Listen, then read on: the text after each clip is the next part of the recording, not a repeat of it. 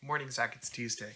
You asked what my theory on brotherhood is, and truth be told, I don't have a theory per se, but based on my experience as a brother, I think I have an axiom for what it might be.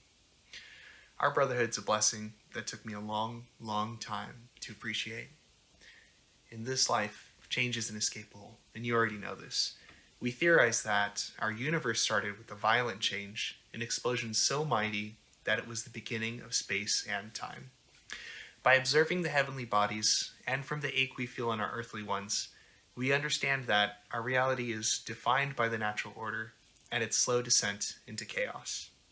All things, big and small, will move and shake and change until one day they won't. I think my memory began when I was 4. My first memory ever was of you. You were rolling around on the emerald green carpet at our parents' first house, and I feel like I had just crossed into the threshold of cognizance. I understood that I inhabited a body and that you also inhabited a body. Having no understanding of our relationship, no understanding of the special bond that kin share, I saw you as an alien, and I bullied you. I feel bad for pinning your arm and making you cry. I know that you might not remember it, but I do, and for that I am very sorry. We were off to a great start. I'm sure everyone has struggled under the weight of existential cognizance at some point. The feeling that we were thrust into this world, that we live and breathe and participate in this realm of matter. The responsibility of inhabiting a material body wasn't a choice, it was forced upon us. Thankfully, this realization did not hit me when I was 4. Growing up wasn't always the smoothest. Like brothers do, we fought a lot. I regret those moments, and I understand that reflecting on those conflicts has shaped me into who I am. And I'm glad that we've smoothed it over since then. Growing up, you made Lego structures with mismatching colors, and you always had to have the last word in an argument. But above all, you always had to be right. You made me question the seriousness of things, and you liked to poke holes in my worldview. And as we continued to grow and mature, we fought less and less. I've grown to love your quirks and oddities, and how they color your perspective of the world in unique ways. And I appreciate our differences more than ever. When I feel the weight of existence, more than anything, I feel lonely. I feel isolated in knowing that my experience and my perspective cannot be perfectly communicated with another. The one thing that I crave most deeply is to understand and to be understood. But perception stands in the way. How can one be certain that we are experiencing the same phenomenon?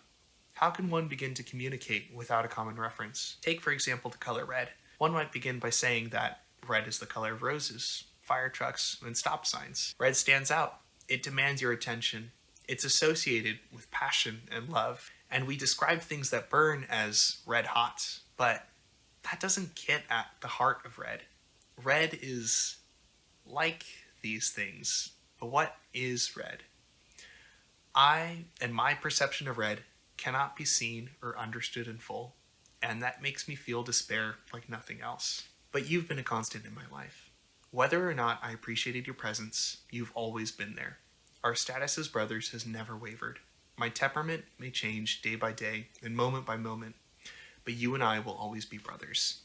And we will always be there for each other, no matter what. In a world of tumultuous change, it's refreshing to have a relationship that can anchor me. We may be alone in our perceptions, and alone in our responsibility with what to do with the gift of our own existence. But it would be so selfish to only turn inward. We exist together, all 8 billion of us, on this spinning ball of dirt, hurtling through space.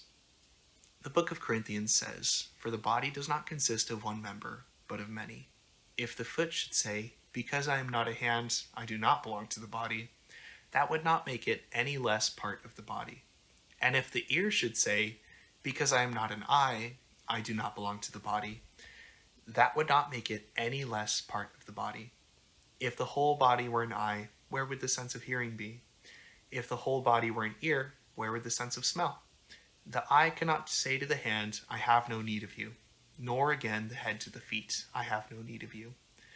But God has so composed the body, giving great honor to the part that lacked it, that there may be no division in the body, but that the members may have the same care for one another.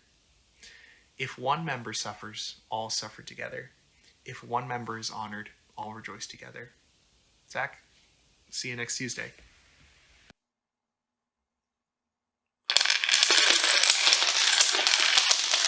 Thankfully, this realization didn't hit me until I was 4.